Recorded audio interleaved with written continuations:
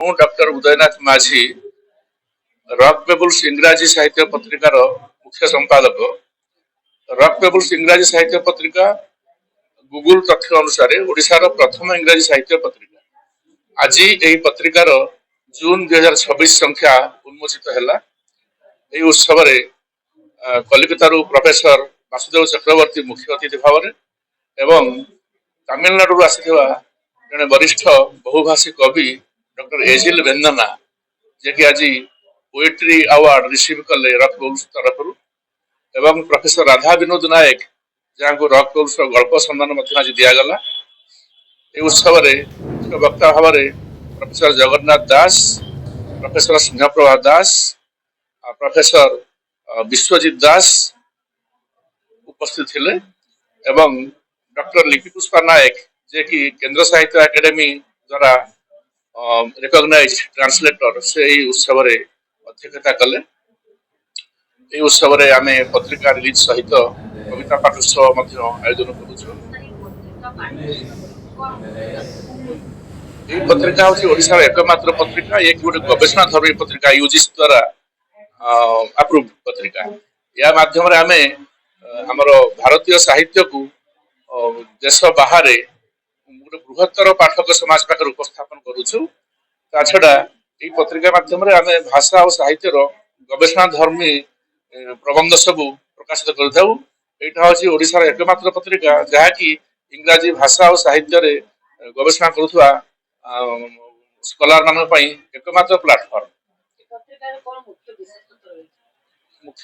ସାହିତ୍ୟ ପତ୍ରିକାର ମୁଖ୍ୟ ବିଶେଷତ୍ୱ ସାହିତ୍ୟକୁ ପ୍ରଚାର ପ୍ରସାର କରିବା। ଯେହେତୁ ଏଇଟା ଇଂରାଜୀର ସାହିତ୍ୟ ପତ୍ରିକା ଏବଂ ଓଡ଼ିଶାର ଏକମାତ୍ର ପତ୍ରିକା, ଇଂରାଜୀ ଗୋଟେ ବିଶ୍ୱସ୍ତରୀୟ ଭାଷା ହେଇଥିବାରୁ ଏହା ମାଧ୍ୟମରେ ଓଡ଼ିଆ ସାହିତ୍ୟ ସଂସ୍କୃତିକୁ ବିଶ୍ୱ ଦରବାରରେ ଉପସ୍ଥାପନ କରାଯାଇ ପାରୁଛି। ଓଡ଼ିଶା ବାହାରେ ଏହା 1978 ମସିହାରୁ ଏଇଟା ପ୍ରକାଶ ପାଇ ଆସୁଛି। ଓଡ଼ିଶାର ସମସ୍ତ କଲେଜ, ୟୁନିଭରସିଟି, ଓଡ଼ିଶାର ସମସ୍ତ ବାହାରେ ସବୁ ରାଜ୍ୟରେ, ଭାରତ ସବୁ ରାଜ୍ୟରେ ଏହା ପ୍ରସାରିତ। ଭାରତ ବାହାରେ ମଧ୍ୟ ନେପାଳ, ବାଂଲାଦେଶ, ପାକିସ୍ତାନ, ଶ୍ରୀଲଙ୍କା ଆଉ ଆମର ୟୁନାଇଟେଡ କିଙ୍ଗଡମ, ରଷିଆ, ଚାଇନା ଏମିତି 17ଟା ଦେଶରେ ବିଦେଶରେ ମଧ୍ୟ ଏହାର ପ୍ରସାରଣ ରହିଛି।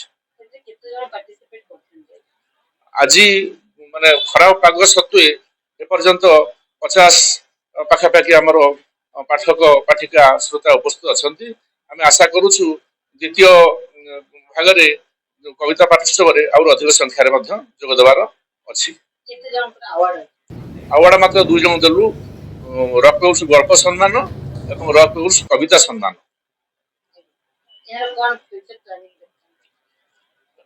ଫ୍ୟୁଚର ପ୍ଲାନିଂ ମ୍ୟାଡାମ, ପତ୍ରିକା କେବଳ ମାନେ ସାହିତ୍ୟ ସଂସ୍କୃତିର ପ୍ରଚାର ପ୍ରସାର ପାଇଁ ଆମର ଭବିଷ୍ୟତ କାର୍ଯ୍ୟକ୍ରମ।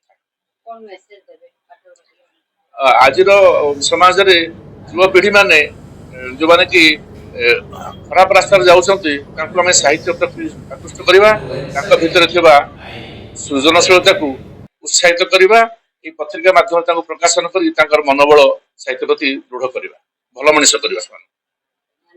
ପତ୍ରିକା ଗୋଟେ ସୁନ୍ଦର ପତ୍ରିକା, ସାହିତ୍ୟ ପତ୍ରିକା, କିନ୍ତୁ ବିଶେଷ କରି ସ୍କଲାର ମାନଙ୍କ ପାଇଁ ଉପଯୋଗୀ। କାରଣ ଆଧାର ଅନେକ ରିସର୍ଚ୍ଚ ଟାଇପ ଲେଖା ପ୍ରକାଶ ପାଉଛି ଏବଂ ଅନେକ ଲେଖା ପ୍ରକାଶ ପାଉଛି ଯାହା ପ୍ରକୃତ ଆମ ଓଡ଼ିଆ ସାହିତ୍ୟର ଅନେକ ବିଭାଗକୁ ମଧ୍ୟ ଇଂରାଜୀରେ ଅନୁବାଦ କରିକିରି ଇଂରାଜୀରେ ପ୍ରକାଶ କରିକିରି ସର୍ବଭାରତୀୟରେ ପ୍ରଚାରିତ କରୁଛି। ଯେତେ ଲୋକ ଏହାର ପାଠକ ହେବେ, ଯେତେ ଲୋକ ଆକୁ ପଢିବେ, ସମସ୍ତଙ୍କର ଜ୍ଞାନ ବୃଦ୍ଧି ହେବ ଏବଂ ଆମ ଓଡ଼ିଆ ସାହିତ୍ୟର ଶ୍ରୀବୃଦ୍ଧି ସାଧନ।